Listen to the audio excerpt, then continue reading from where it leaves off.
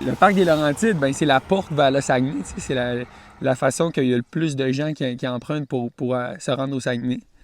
Je me souviens, tu sais, la plus grosse définition puis concrétisation de liberté que tu pouvais avoir quand tu es un jeune Saguenayen, c'est quand tu as ton premier char puis que tu traverses le parc pour la première fois avec ton char par tes propres moyens ou avec tes amis. C'est intéressant, la traversée du parc des Laurentides avec le format à fil parce que le parc des Laurentides, c'est comme je disais, une grosse barrière, mais on le fait exclusivement dans le parc, là, dans la route. Puis finalement, mais le parc des Laurentides, là, c'est un énorme terrain de jeu. Le projet est né, en fait, tout simplement parce que je m'inscrivais à de nombreuses courses, à de nombreuses compétitions. Je commençais à avoir la piqûre de la course entre elles. Mais on dirait que l'aspect compétitif m'amenait à chercher une petite fibre chez moi qui n'était pas nécessairement quelque chose que je recherchais. Tranquillement, commençait à germer en moi l'idée de faire un projet pour moi, par moi, et en revenant de Montréal, en traversant le parc des Laurentides pour la 1000e fois en voiture, ben, j'ai comme eu le goût de faire cette traversée-là. Le parc des Laurentides, ça faisait beaucoup écho chez moi, chez les gens autour de moi, comme une belle place pour traverser ça parce que, d'abord, nous, c'est une route qu'on emprunte beaucoup. C'est une route qui nous fait particulièrement peur, étant donné ses conditions météo particulières, le fait que c'est en altitude, le fait qu'on croise des animaux sauvages. Et c'est un magnifique parc de montagne. Mais cette région-là, on dirait que, personnellement, je connaissais pas beaucoup de choses ou presque rien sur ce qui se faisait en plein air là-dedans, à part peut-être un peu de chasse et pêche. Donc, c'est là qu'est venue l'idée de le traverser puis de s'y impliquer. Puis, en discutant avec des gens autour de moi qui venaient du Saguenay, ce qu'on aimait, c'est que c'est un peu... Le parc des Laurentides, c'est un peu la barrière face au reste du Québec, mais c'est aussi le pont vers le reste du Québec. Donc, il y avait quelque chose d'un peu symbolique à aller le traverser et à aller découvrir sa nature un peu mystérieuse. Mais là, je me suis dit que ce projet-là pourrait être une belle opportunité de mettre en valeur le parc, puis aussi de le faire connaître, puis de voir que toute cette communauté de trail-là pourrait aller le voir. Donc, d'établir cette route-là, mais aussi de la partager sur le site FKT. Mais là, d'établir cette route-là du parc des Laurentides, puis de le mettre là-dessus, on pourrait amener les gens à venir l'essayer puis à venir essayer de battre le record à chaque fois. Puis en faisant l'annonce de ce projet-là, j'ai fait aussi un appel à tous pour savoir s'il y avait des gens qui seraient intéressés à s'impliquer dans le projet, que ce soit pour aider par les ravitaillements ou que ce soit pour courir et accompagner pendant la course. Et là, en faisant cet appel à tous-là, j'ai plein de belles personnes qui m'ont répondu qui voulaient soit venir courir les segments, et même Anthony Fontaine qui m'a dit qu'il voulait courir l'entièreté de la traversée avec moi. Bon, salut, moi c'est Anthony. Quand il a lancé son projet de la TPL, je trouvais ça vraiment excitant de pouvoir participer à ça avec des amis, surtout. Le fait de faire une distance de 240 km, un peu en début de saison pour l'été si on veut, là. C'était vraiment intéressant aussi pour tester justement mon corps. Fait que sur 3 jours en plus, ça fait un bon gros week-end choc. Puis surtout aussi de découvrir notre pays, finalement, le Québec, à travers des sentiers qu'on n'a pas nécessairement l'habitude de se déplacer. En courant ou en vélo, moi j'ai tout le temps adoré voyager de cette façon-là parce qu'on observe beaucoup plus tout ce qui se passe autour de nous.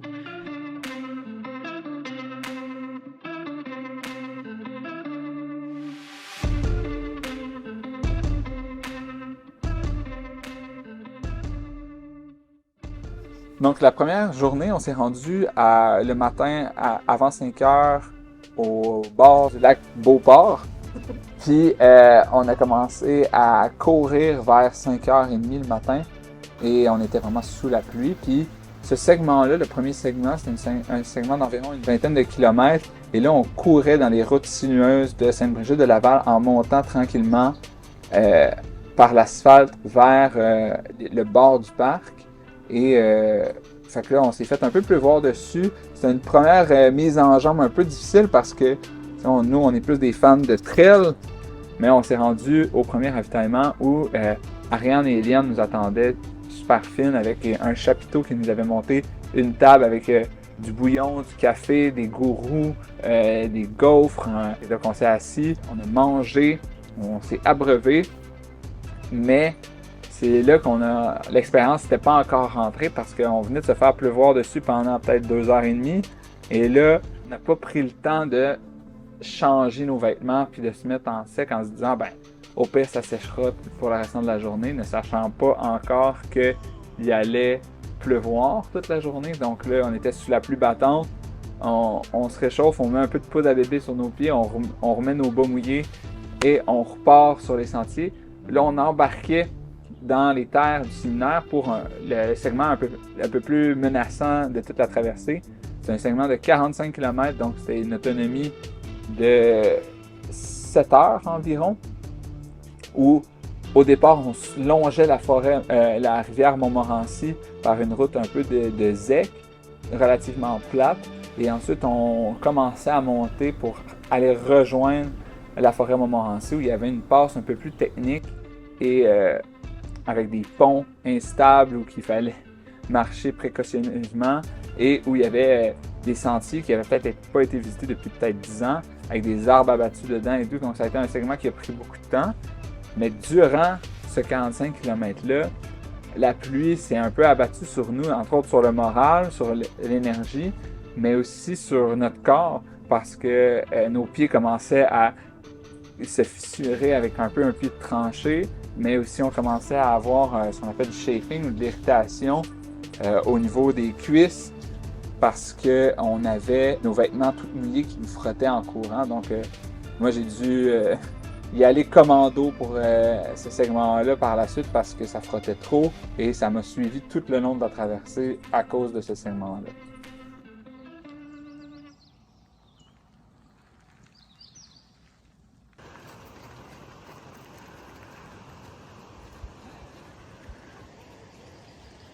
Regarde ce que tu me fais faire! Hey, t'es bien bon avec ta barbe, là! Ça a pas de bon sens! Peut-être pour la vidéo, j'ai décidé de miser sur de la vitesse. J'ai acheté une gourde S-Lab au lieu d'une Salomon régulière.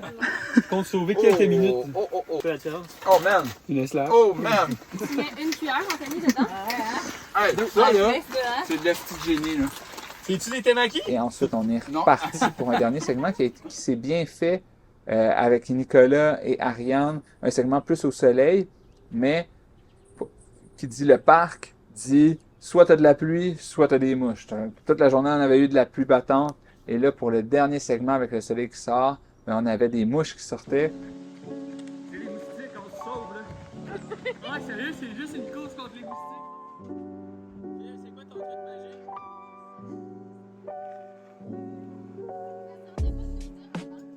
Bonjour! Salut! Fait que la première journée en taux.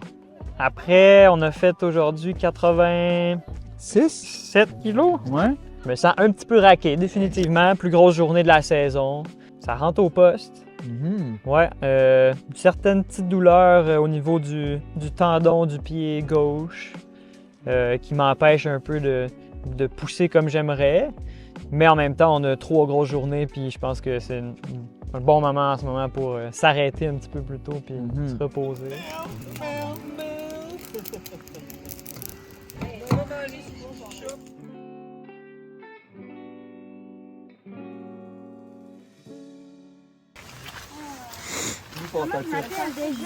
Carole. C'est toi, Carole. C'est moi, Carole. J'ai Une étiquette? As-tu des bons feelings dans tes pattes? Ça va? Belle récupération. Un peu raide, mais ça va. Genre, je pourrais danser là. C'est-tu correspondant à tes appréhensions? Je me suis mieux. C'est mieux. Je pensais que j'allais être plus relax que ça. Puis que je me préparais dans mon... La deuxième journée a commencé à 4h30 du matin. Et donc, on s'est levé, on s'est fait un bon déjeuner, du bon café. Et on est parti avec Samuel, Ariane et Anthony pour courir le 4e segment, qui est un segment que j'avais déjà fait en reconnaissance et que je savais que c'était un beau segment. Donc, on s'embarquait dans une route un peu plus encavée, à peu près la largeur d'une voiture, dans laquelle on pouvait vraiment courir, mais qu'on avait plus un peu l'impression d'être dans le bois pour vrai. Et entre autres, un moment donné, dans ce segment-là, on croisait une énorme calvette sur laquelle il fallait grimper, se jeter. Et donc, on a roulé là-dessus. On a même eu des bouts de soleil. Mais vers la fin de ce segment-là, quand on retombait sur un chemin plus de zec, là, on s'est mis à se faire pleuvoir solide dessus. Puis on est arrivé au ravitaillement numéro 4, presque en hypothermie.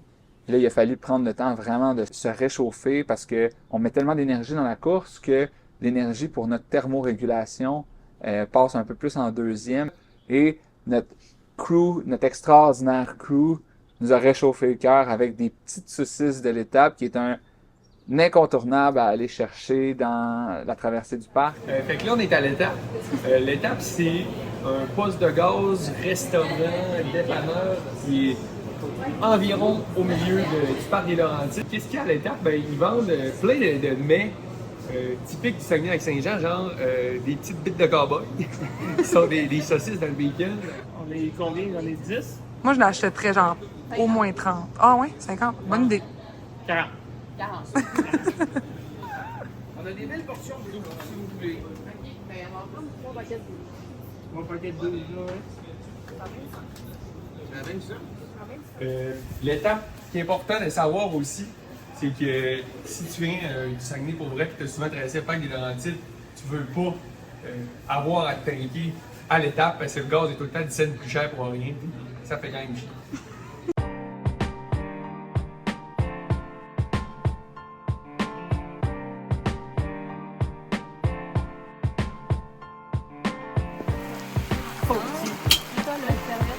Notre sac, notre service, Parce que je pense qu'on avait mis une serviette là, sur la tour. il n'y a même pas à moitié. Et pour le prochain ravitaillement, on avait un 17 km à faire. Et là, Émilie est embarquée avec nous en vélo cette fois-ci.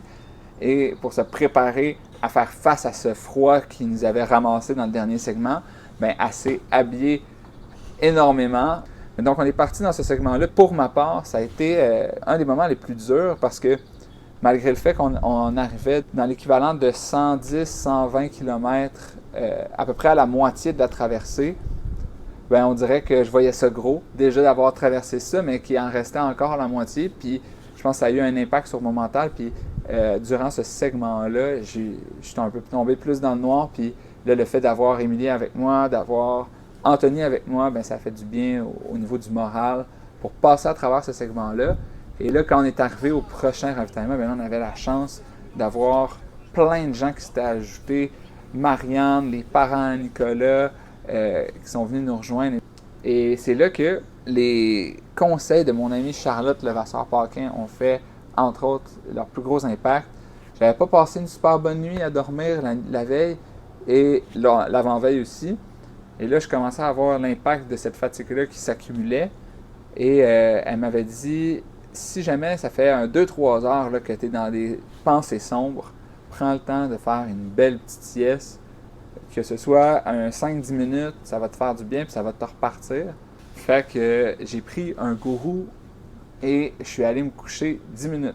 Je me suis réveillé puis c'est comme si j'avais passé une super bonne nuit de sommeil. J'avais presque pas de douleur dans les jambes. On est parti à courir avec Nicolas et on a eu du soleil pendant un bout. On était vraiment sur des chemins forestiers, donc ça roulait, on pouvait courir beaucoup. Et vers la fin du segment, Eliane et Marianne sont venues nous rejoindre pour faire la fin avec nous. Et là, on s'est fait avoir encore par la pluie. Fait qu'on est arrivé à ce prochain ravitaillement-là complètement trempe. Et donc là, de ce ravitaillement-là, il y a Rose qui est venue nous rejoindre. On était sous la pluie, on a pris le temps de se changer encore une fois. Là, c'était vraiment rendu un must. À chaque fois qu'on arrivait à un ravitaillement, on changeait, on mangeait, on prenait un bouillon et on repartait. Et finalement, on est arrivé au ravitaillement numéro 6. On a vraiment pris le temps de s'asseoir, de reprendre le dessus pour le dernier 13 qui nous restait avant le dodo. Puis ce segment-là a tellement été beau, le segment 7, parce qu'on a couru. On arrivait plus dans le parc éolien où c'était vraiment des chemins de chantier, mais ça dégageait la vue et le soleil est sorti, le coucher de soleil est arrivé dans le parc éolien avec les éoliennes qui tournaient à côté de nous. Ça a été magnifique.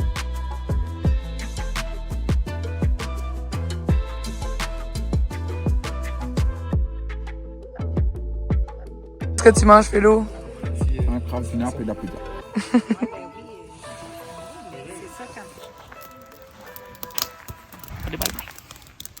Hello! Fait que, finalement, je me suis réveillé à 4h30 du matin. On est sorti de la tente, on s'est fait du café.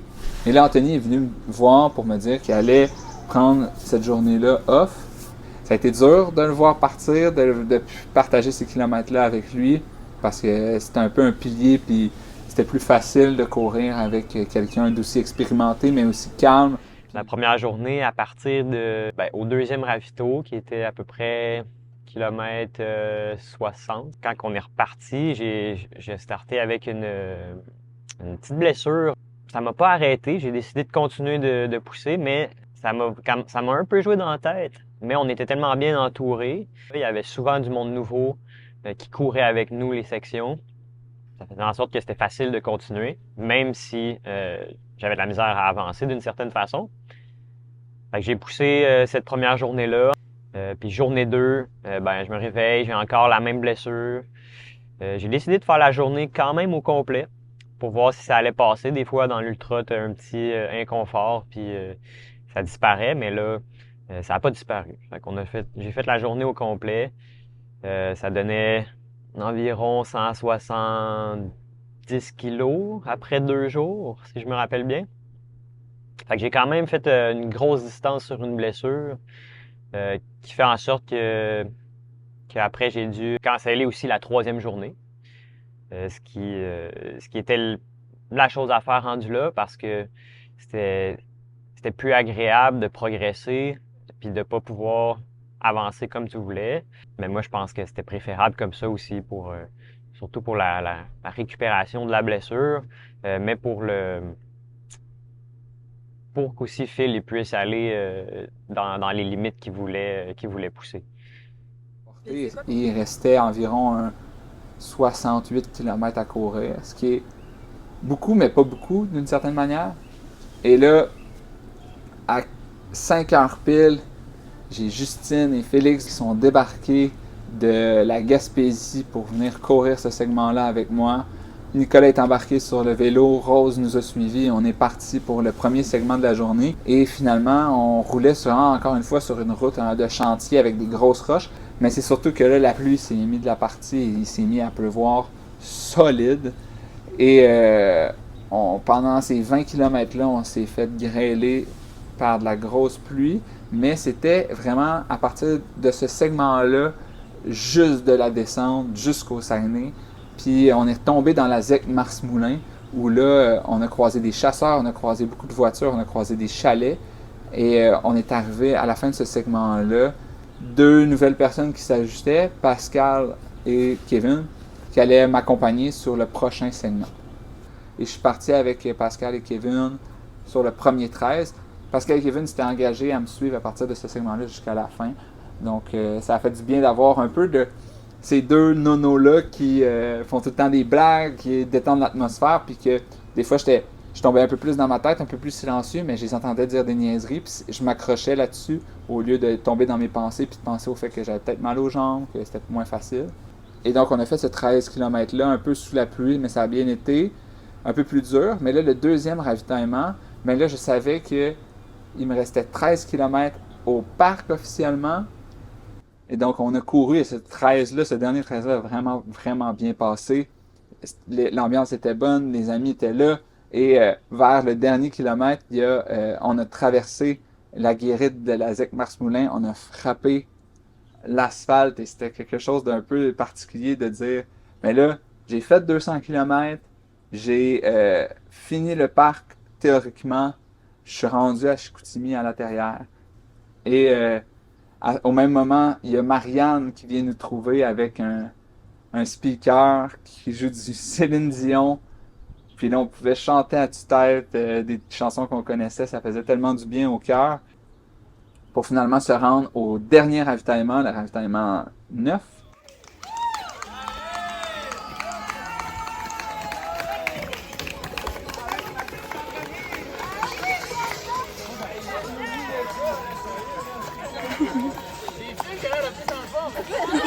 Là, il me restait 20 km d'asphalte, ça allait cogner, mais que c'était les 20 derniers.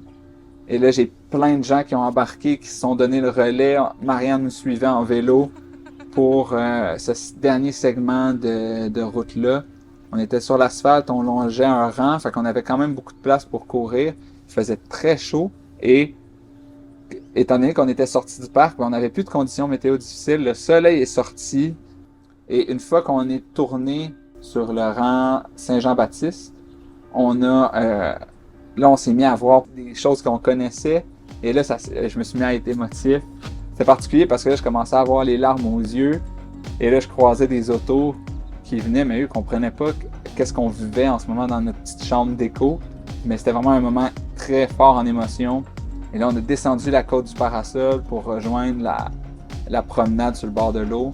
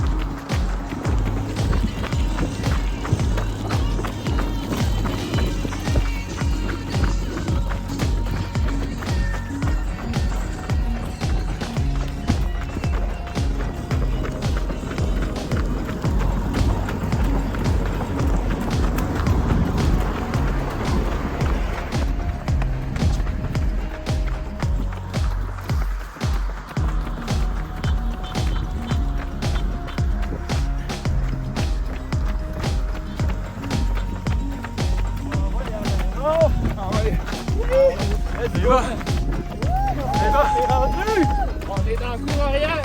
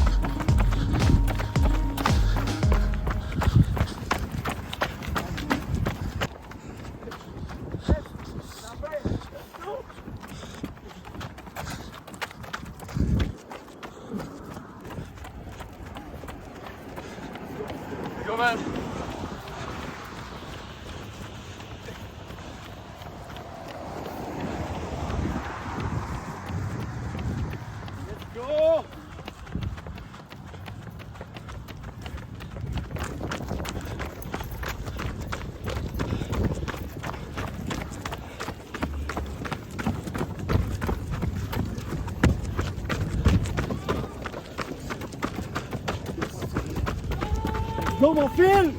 Go Philou! Go Phil! Mon gars!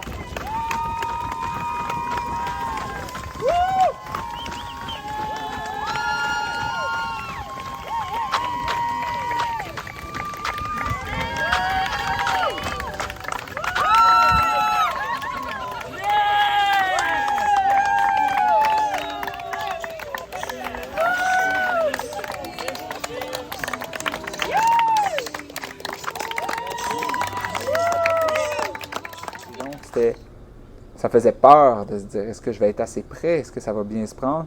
Et on dirait que j'avais tout le temps dans ma tête le fait que j'arriverais pas à le faire. Puis j'étais dans cette certitude-là, mais en mettant un pied devant l'autre et en faisant 1 kilomètre à la fois puis en segmentant, ben ça s'est vraiment mieux fait. Mais c'est vraiment ça le truc, là. C'est d'avoir des gens qui vont te permettre de passer au travers, puis qui vont te faire rire, qui vont te faire vivre des belles émotions. On fait des kilomètres de même. Hey, t'es bien bon! Et c'est quoi ton truc magique? Je vais danser, là. C'est-tu correspondant à tes athlètes? Là, il te gratte un peu, je sais pas. Là, il te gratte un peu, t'as besoin de culottes. C'est vraiment de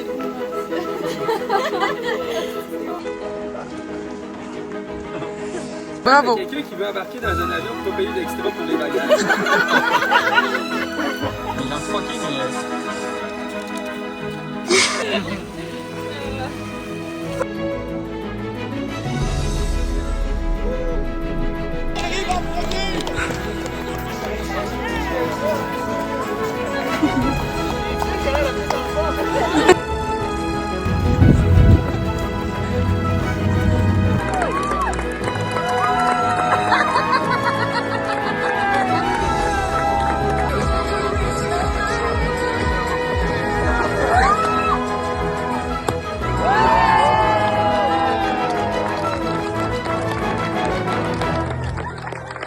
Hey Phil, attention dans le parc!